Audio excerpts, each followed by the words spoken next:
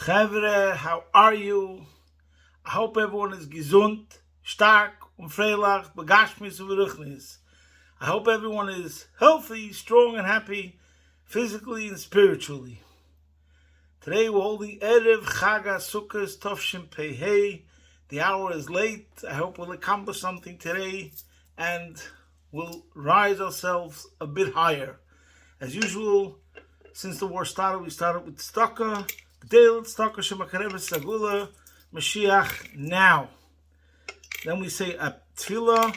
We'll say a tefillah that we said on Rosh Hashanah and Yom Kippur, but we're going to connect it to Chag Sukkos, which is called Zman Cheruseinu. So in Rosh Hashanah and Yom Kippur, Shemon Esrei, we said, Uvechein tein koved Hashem la'amecho. Hashem should grant honor to your people. Tilu l'reyecha, glory to those who fear you. V'sikvateva l'deishecha, good hope to those who seek you. Upischem peh lam yachlim loch, confident speech to those who yearn for you. And this is what we're going to talk about today. Simcho le'artzecho, v'sosoin lirecho, joy to your land, gladness to your city. This year in particular, following last year, we ask with all our heart and soul, Simcha le'artzecha, that there should be simcha in Eretz Yisrael, and there should be simcha for all the Yidden wherever they are. So as we mentioned before, when it comes to Sukkos, we say that Sukkos is called Zman Simchaseinu, the time of our rejoicing. That's what we say in our prayers. Pesach, we say, is Zman Cheruseinu, the festival, the holiday of our freedom. And Shavuos is called Zman Matan Toraseinu, the time that we received our Torah. And Sukkos is called Zman Simchaseinu, the time of our rejoicing, our happiness. So, this is discussed in all the Svarim.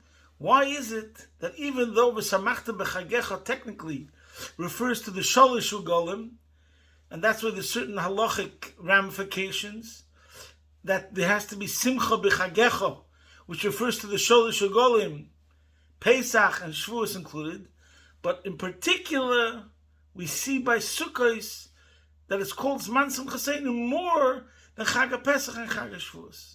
And the question is why, especially that during Sukkos, we're meant to move out of our mansion, our comfortable homes, that is 5-star accommodations, and we're meant to go into a Diras Arai, which is a temporary dwelling. And especially, I don't want to get into it now because I'm not focusing on this, but according to one opinion in the Gemara, what's Chag Sukkos? Chag Sukkos, one of the reasons we celebrate Sukkos is L'mayin Yedu De'Yisechem. You should remember Ki B'Sukkos Hishafti is B'nei Yisrael, and Sukkos means huts. So we're going from our mansion to our huts to our shacks, and that's called Zman Simchaseinu. So what's the pshat? Why is Chag Sukkos called Zman Simchaseinu? So we're going to also connect it to the Parsha Shavua. As we said many times, the Alter Rebbe said in Daf Leben, with the Parsha Shavua, we have to see where in the Parsha does it talk about Simcha in particular. So before we get to what it says in the Parsha, and the explanation, one of the answers of why Chag Sukkos is called Zman Simchaseinu, let's talk about the general subject. I think maybe you could say safely that one of the most pressing, popular questions of mankind is about happiness. How do I become happy?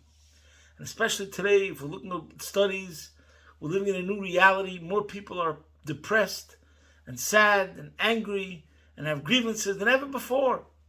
So this is what everyone's looking for. How do I become happy? People, a lot of people are taking medications. Somebody once said there's a book called Prozac Nation. Listen, I'm just bringing out a point that it's a pressing issue by so many people. How do they become happy? So there's the universal common answers. According to Torah, first of all, one answer is Ein simcha ka'toras hasfekas. There's no joy, there's the removal of doubts. Some people are in a state of confusion. They're missing identity, they're missing purpose, they're missing meaning. Ein simcha kataras hasveikas. There's no joy as the removal of doubts. Clarity. When a person has clarity, then he has joy. That's one answer. There's another answer. Ezeu oshir hasamer b'chalkoi. We have to understand that happiness is not about possessions. It's about positive self-esteem. It's like we said before. If you have a conviction in your identity, in your heritage, in your culture, things like that, like there's a saying, the deeper the roots, the stronger the tree. So you have to realize it's not about possessions. And therefore, every article about happiness these days is connected with gratitude. In Yiddishkeit, we get up in the morning, Moide ani lefanecha. Thank you, Hashem. So that obviously adds to the happiness. When a person doesn't live with a sense of entitlement, then he's happier. Okay. But today, I want to talk about the most simple answer to happiness. And I'm talking now as a teacher, and I'm talking now as a Yid at the beginning of the year, where Rosh Hashanah, it says that every single person, the concept of New Year resolutions, which there's a problem. Sometimes they can be the day after Rosh Hashanah, we forgot the resolutions that we made on Rosh Hashanah, or we forgot that we were meant to make resolutions in the first place. Why is it so important to make resolutions? Because here we come to the most obvious answer when it comes to happiness. And as a teacher, I see this in my daily life with students, and that is a sense of accomplishments, a sense of success, a taste of success. And that's very, very essential to happiness. Why am I saying this? What's the source in the Torah for this? Because I think we spoke about this once before, that in the world, success is measured in terms of results. In Yiddishkeit, there's a chidush that, we get reward for the toil. When it comes to Torah and Avodas Hashem, there's something called Amal Torah, and we say Heim HaMeilim ve'ein makabel schar ve'anu HaMeilim makabel schar. When it comes to Yiddishkeit, there's a novelty, there's a chidush, that we measure success in terms of effort. And the Alter Rebbe discusses it at length in chapter 15 of the Tanya. We're not getting into it right now. But there's the other side of the coin. And that is that there has to be a sense of success connected to results. How do we know that? So first, we'll talk about the Parsha. And then we'll go to Chag HaSukkos. The most amazing answer of why Sukkos is called Zman Simchaseinu. In this week's Parsha, V'zois Haberachah, Moshe Rabbeinu blesses the Bnei Yisrael, and he says, Ulu Zvulun Omar Smach Zvulun B'tzeisecha. To Zvulun he says, Zvulun, rejoice in success when you go out to trade. V'socha be'elecha, and you socha in your tents of Torah. Now if you look at Rashi, Rashi says in the words, Smach Zvulun b'tzitzecha, Zvulun, rejoice when you go out.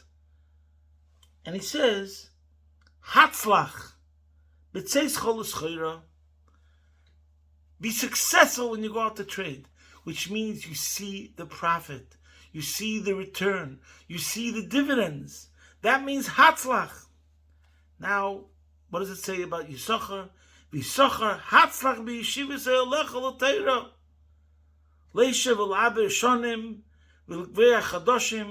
Be successful when you dwell in your tents to study Torah, to deliberate and determine leap years and to fix months.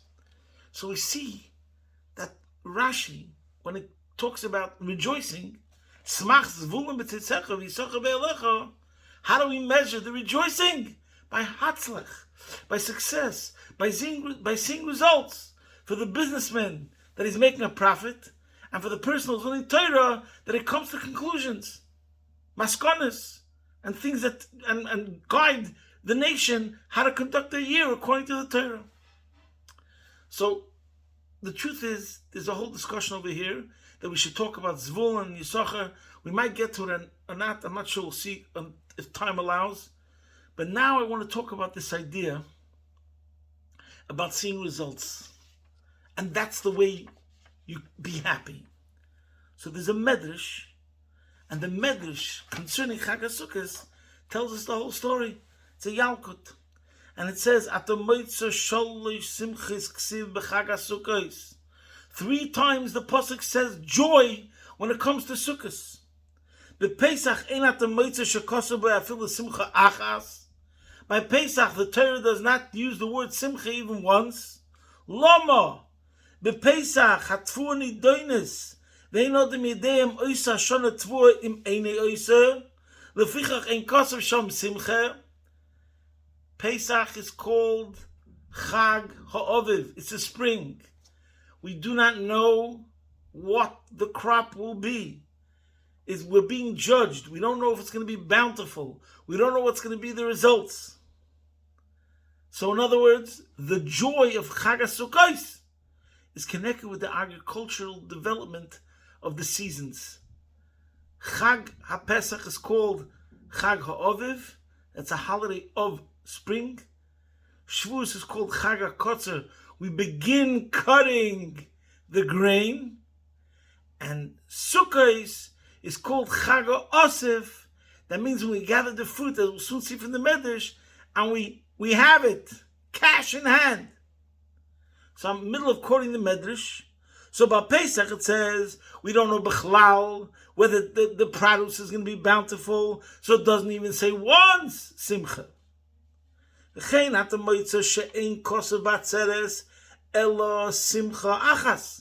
Shavuos it only says one Simcha. We brought in some of the grain.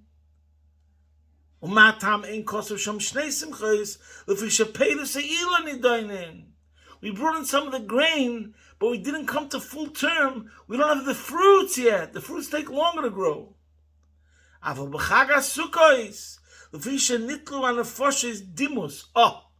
First of all, our souls became not guilty. We went through Rosh Hashanah and Yom Kippurim, and Hashem forgave us. B'Yom Kippurim, l'fisha nitlu hanafashes dimus b'Yom Kippurim, we were given a not guilty verdict. V'oy shatzvua upeiros ha'ilon bifnim l'fichach kosu sholish simches. We bring in the fruit into our homes. Done deal. We celebrate Chag HaOsef, the holiday of we see the results, the fruits of our labors. So then we have the true joy. So first of all, we see that the three seasons connected to the agricultural growth of our produce also corresponds and reflects spiritual development of our souls. So in Pesach, it's more still of a potential situation, and that's why Pesach represents Leidas Am Yisrael. We're still born, we're still talking about potential. Shavuos, we're in middle. We still have questions about what's going to be at the end. And then Chag HaSukkos is the final results. We see that it's all fantastic, it's all beautiful, we gained this profit, etc. And so too happens in the spiritual level, the fact that we messed up by Chet Egel, and then we're able to do tshuva by Yom Kippurim. So now we say Baruch Hashem, we did tshuva, so now we're back to the way we're meant to be in the ultimate, and through tshuva we reach even a higher level. We might connect it soon to Zvulun in contrast to Yisachar. But first I want to talk about this idea, and I don't know if I mentioned this before, about in Yiddishkeit, we see there has to be some sense of success. Now, one proof positive, which is amazing, is in chapter 27. I don't know if I ever spoke about this. In chapter 27 of the Tanya, the Alter Rebbe is talking to the Beini, and the Beini is going through a struggle. And he had a bad thought, and he pushed away the bad thought, and the Alter Rebbe tells him, don't feel bad about it, because that's your job. Hashem has nachas from your struggle. It's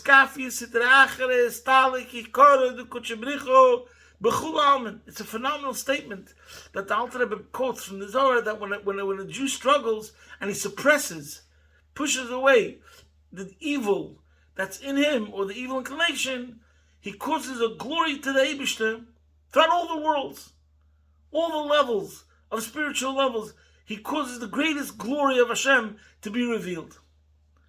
One of my mashpiyim, Rebbe Tzibul, once said that he was by a farbrengen of the Rebbe, and the Rebbe usually didn't pick up his hand over the table, but when he spoke about a skafi once, the Rebbe said, Melech said that he was by a farbrengen, and the Rebbe said, Kadeskafi sitrachere stali kikoro du kutsche brichu b'chum halmen mit eine skafi kert meniber. And the Rebbe picked up his hand from under the table, and he went, Kert meniber gan say the shtalshas. We turn over the entire order in the galaxy of all the worlds with one time that you desired to do something which was negative, and you suppressed it, and you were triumphed over that test. You caused the glory of Hashem to be revealed like nothing else. So the Alter Rebbe's message throughout chapter 27 is to say, hello, this is your position. Stand over here, guard this door. Don't let the enemy come in even by one iota. And you should know that Hashem enjoys this and takes great pleasure, and you're causing forces of good to triumph, and you have no idea what you're accomplishing. So when you learn the chapter in the beginning, it seems like the main point is that Hashem is getting this pleasure. But what about you? Do you ever graduate from the struggle? Is there a sense of advancement? And then, at the end of chapter 27, the Alter Rebbe says, V'yisim kedoshim kloimar, soifa li is kodesh, umuvdel be'emes me'asit rachre, aydeshem akachenei seharem u'mayla, u'mesayim enoisei l'gashem u'libay mat. And he says over here, he talks about the idea of Odom Makadashatz Me'at, Makachenei Sahab Maila, Chetas Atzchum Kedoshim. And then he says that you succeed. And the question is, isn't that a bit of an about to face to what he said till now? And actually the words in the end of chapter 27, so that he becomes Kodesh Muvdul Be'emes Me'asit Rachre. That's huge. He's saying that in the end, if you work hard, you actually become removed from Sitra Achar. I don't want to get into what it means over there right now. That's not my point. My point is that the whole chapter, he speaks about 2 pages, about how it's not really about your rank or about your graduating. It's about Hashem is there with your struggle, and Hashem gets an unbelievable nachas ruach, and you're changing the whole galaxy and all the spiritual realms. But what about you? First, it seems that that's not so relevant. But at the end, he finishes the chapter and says, you should know that through this you also graduate. You also reach a higher level. So, I think because in the end, that is built in to Yiddishkeit. The idea, as we spoke today, Smach zvulem b'tzisecha, v'yisacha be'elecha, hatzleich, simcha, and hatzlacha go together. You have to see return. You have to see some dividends. You have to see advancement. You have to see development. You have to see growth. So there's one mashal from the Frierdiker Rebbe, which is mentioned in Likutei Sichos. I think it's Bahar Chelik Gimel in the last, or B'chukaisai, the Sikha about Ribbis, where he brings a mashal that the Frierdiker Rebbe said that there was once a worker, like it's a mashal, it's an analogy where there's a parrot, there's some duke, there's some baron, landowner, and he sees one of his workers working in the field and it's boiling outside, and he says, you know what, I'll pay you more to come into my study and to stand there with a sickle and just swing it in the air up and down. Now I'm paying you $2 an hour, I'll give you $5 an hour, just stand over there. So originally the worker says, yeah, for sure, he's getting paid more, or whatever the deal was. He's in the house, there's air conditioning, instead of sitting and standing in the glaring sun, he's able to it's easier. It's not bone crunching, back breaking work in the field where it's hot and you have to cut the stalks of grain and gather them and tie them up. All I'm asking you to do is stand in my office and just make with your hand like this all day long. First he's happy and he's enjoying it, but after a while he says, I cannot continue. Why? I forgot the Lashon that Rebbe brings over there in the Sikha, but in Yiddish, it was a Russian word in the analogy that the Frierdiker Rebbe gave, but in Yiddish the word is, Es setzt sich nicht der Arbeit. I do not see the point in the work. I do not see results. I'm not accomplishing anything. I can't do a work, even if I'm getting paid more. If I don't see the point, I don't see results. It can't be successful. And there's another famous analogy, similar, that's brought down by others, but a similar point. There was a person who was in prison he had a sentence, I don't know, 5 years, 10 years, and he was attached to some sort of mechanism where he's walking around and walking around and walking around. Anyways, the day comes of his release from prison, and he walks out the prison. He gives a turn to his left. He sees some contraption, and he just breaks down and sobs, and he's crying. Somebody walks over to him and says, "What are you crying about? Today should be the happiest day of your life. You were in prison, and now you're a free man." And he answers, "You don't understand. What I just realized is even worse than the imprisonment itself. The whole time when I was in prison and I was walking around and I was connected to some sort of contraption, I felt I was accomplishing something.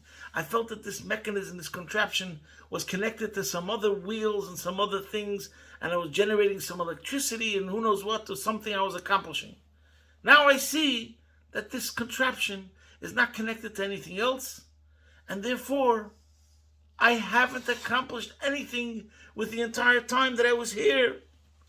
And that crushes me and destroys me more than the fact that I was doing labor, or I thought that I was doing labor for the past couple of years. I was accomplishing something."